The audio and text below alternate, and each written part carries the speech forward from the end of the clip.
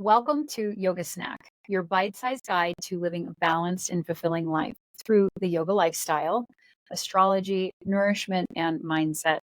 I'm Kimberly, your senior yoga teacher, and my yoga journey began in 2005, bringing balance to the chaos of raising four incredible, but let's be real, challenging children. Yoga healed my heart, transformed my family life, and inspired me to teach. I've since traveled the globe leading workshops, retreats, and teacher trainings. Join us as we explore how to integrate these practices into our daily lives. And I'm Robbie, a yoga teacher and sourdough baker. After a decade as an electrician, I burned out in 2020 and decided to leave Ohio. Landed in the Southwest and embraced a healthier lifestyle. 2022, I was studying astrology. 2023, I completed yoga teacher training with Kimberley. Now I teach yoga and run a micro bakery here in Colorado. Together, we'll explore ways to enrich your life and spark your creativity. We're thrilled to share our stories and insights with you. Whether you're seeking yoga tips, astrological guidance, nourishing recipes, or mindset shifts, we're here to inspire and uplift you in bite-sized morsels. Let's dive into this yoga journey together. Welcome to episode 1. I'm Kimberly, and I am so excited. I have wanted to be in a project like this for a while, and I couldn't think of anyone better to do it with than someone else who loves food, who loves yoga, who loves the stars, and really understands the impact of our mind. So I want to tell you just a tiny bit about myself, and then I'm going to hand things over to Robbie. I started yoga over 20 years ago. Just a quick funny story is the very first time I did yoga. It was so long ago that I had VHS tapes that I purchased from Sam's Club, the 4-pack of Rodney Yee. And I had just given birth to my son, and he is now 23 years old. So you can imagine how long ago this was. And I tried yoga, and I'd always been fairly athletic. But I started doing yoga, and I was like, what is this breathing thing? I can do all this stuff. And I didn't like it. I actually set it down. And after that process, it was interesting because when I finally picked up yoga and I was ready to really understand it and allow it to change my life, I realized that I wasn't quite ready to confront that irritation sometimes that yoga brings up and that confusion, like, what is this thing?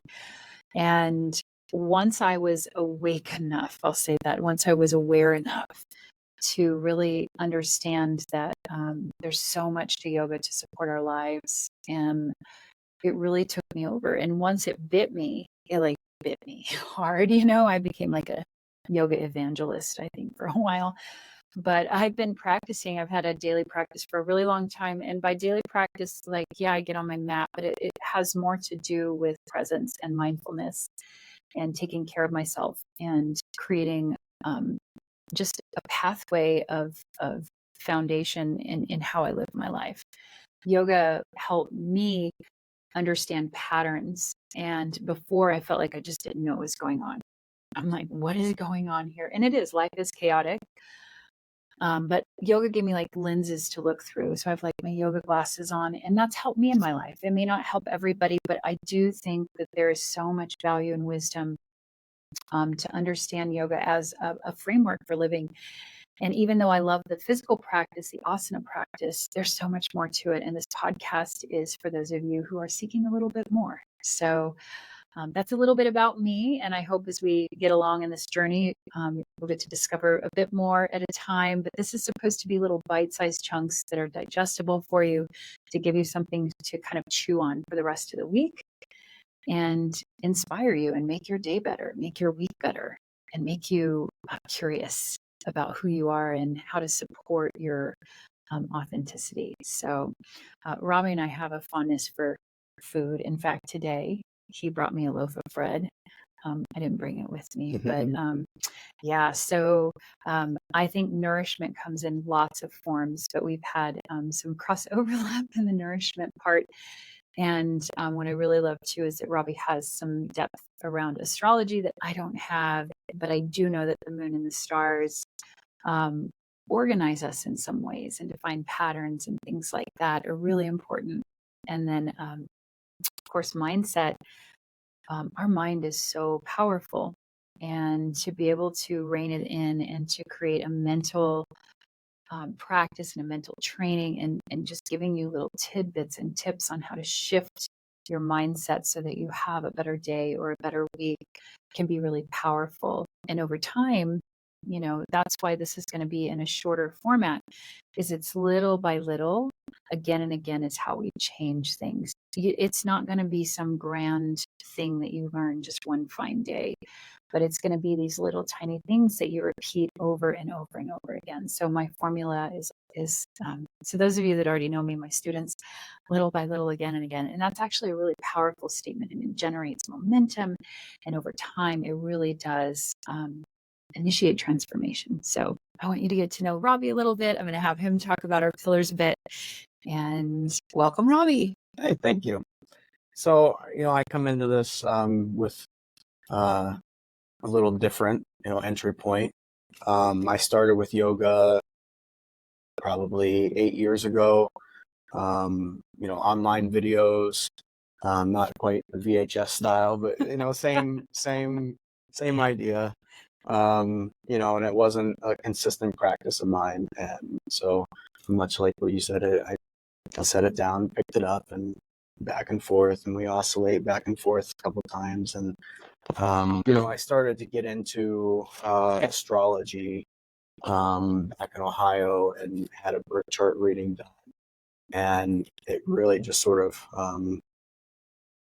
helped to shift my mindset about why I'm here on this planet, what I'm supposed to be doing with this gift. And so yeah, it just really got me thinking about where I wanted to head with my life. And took me on a wild ride out of Ohio, across the country in an RV, and to the Southwest, and eventually here to Colorado. And like you said, we overlap, most people do, on food and nourishment and all that brings. I run a micro bakery out of my home, sourdough bread, and I actually got started through cheese making. So I had a natural cheese making book that had a sourdough recipe in it, and that's actually what got me started with the bread. And so the cheese making has fallen aside, but the bread making has continued. So it's just a passion of mine. And don't you think there's a lot of metaphor around food and baking and nourishment and the ingredients? And I use food in my yoga classes as metaphors all the time. And there is that commonality. When we understand that food is a form of nourishment, it's not a reward system, it's not a punishment system, but that it really changes the way that we approach nourishing our bodies. And then I think too, it probably starts to spread out. I was very adversarial with food for most of my young life and into my early 20s, and food was kind of an enemy.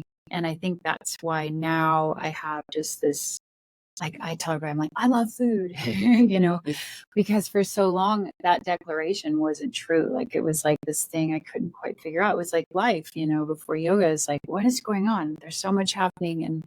And there's sort of these organizational principles that once we start to apply them, it organizes some of the chaos. It doesn't mean it's still not chaos, but it's like getting your ingredients in line, to make something beautiful. And I am not a skilled bread baker, so I could probably have the same ingredients Robbie has, and the bread is not going to turn out the same. But, the process and the experience, we're all just sort of trying and doing our best. And I think food lends itself, because it is something we all need, it lends itself as such like a beautiful metaphor around nourishment. And once we take that idea of nourishment in inside of us and really let it assimilate, and it changes us, and it's not just nourishing our bodies, and we start to nourish our souls, we start to maybe nourish our minds, we nourish our relationships different. And so this nourishment piece, like, yeah, it's about food. We're going to give you some recipes at some point, and what we enjoy. But I think like food is that universal language of love. Yeah. So that's, I don't know. I hope you're a food lover, friends that are here. And this isn't about how to eat, right? Or even what to eat. The nourishment piece is really about enjoyment and love, and it's like self-care. And sometimes self-care looks like warm chocolate chip cookies. And sometimes it's like a kale salad with a balsamic vinaigrette, like multiple ice creams. Yeah. Yeah. Love that. Love that. Yeah. We got to talk about flavors too. And just like the mindset piece too, Robbie's been on a really incredible journey, and we want to just unpack, like, how do we change our minds? How do we shift our minds? And, whether it's through yoga training or, therapy. I think everybody needs a therapist. And, I know that some people work in the psychedelic realm. And so we just want to really look at, like, how do we change our minds and support the core beliefs that actually affirm us instead of disrupt us and keep us from being who we really want to be. So that's our inspiration for this podcast. And what I really want is to give you something to look forward to every week that's in a small enough quantity, that's enjoyable, it's satisfying, and it leaves you sort of looking into the week with a lens that makes your week better, and it makes you more curious, and also helps you feel more capable of handling whatever comes your way. Most of the episodes, we're going to leave you with, whether it's a recipe or a breathing technique or a mantra. And we played around. I ask a lot of people that I work with when I do teacher training, or clients when I do coaching. And again, it's going to come back to food, but I'm like, what's your flavor? So I'm going to ask you, Robbie, and this isn't a daily flavor. We're going to talk about like our overall flavors, but there are sometimes like flavor of the day, right? So sometimes it's way different. So we're going to share our flavors, kind of the overall flavors, but what we want from this is we want you to share what your flavor is. It could be flavor of the day, or it could be like, how deeply you know yourself, so deeply that you know what your flavor is. So, Robbie, what's your flavor? My flavor, I put a lot of thought into this, and what I think I've landed on is a nice comforting chai. Just because it's a little bit there's a lot going on there. It's comforting, it's soothing, which I feel like that's kind of my vibe.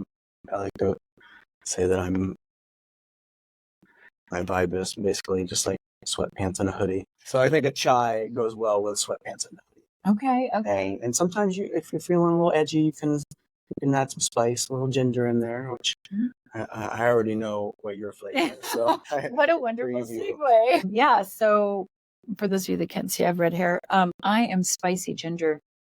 That is my essence and flavor through this lifetime, is what I've discovered. I did not grow up ever tasting ginger. I was trying to think, like, when's the first time I ever tasted ginger? Maybe I had like a ginger snap or something at Christmas, but sure, yeah. But beyond that, it wasn't anything. And so I was kind of unfamiliar. And this is, again, like a metaphor for my life. I'm like, who am I? I didn't even know this flavor existed, And I adore ginger, and it's medicinal. And we'll talk about it maybe another time too. But chai is also medicinal in the Ayurvedic medicine system. of yoga, and Ayurveda is a sister science to yoga.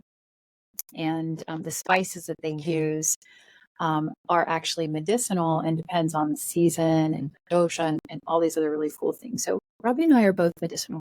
At least that's the story we tell ourselves. Maybe in the right dose for medicinal, Sure. right? Always. But I, when I first started teaching yoga years and years ago, really wanted everybody to like me. And I come from a long line of people pleasers, and I inherited that, and I pursued that for a strategy for life for a really, really long time.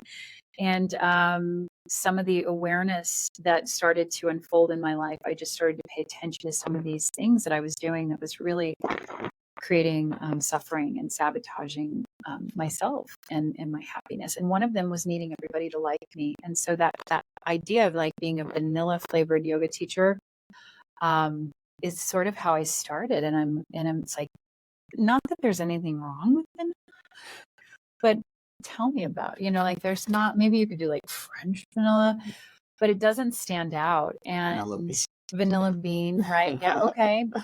But I feel like something's gonna need to go, like some apples need to go in. Some mix-ins for sure. Yeah. So nothing wrong if you're vanilla flavored. Just don't take that as an insult. But for me personally, once I started to dig a little deeper and unpack it, I realized I've got some fire in me. We'll talk about some astrology in another episode, but I'm made a certain way, and not everybody's like this. And how amazing, and also how interesting and unusual.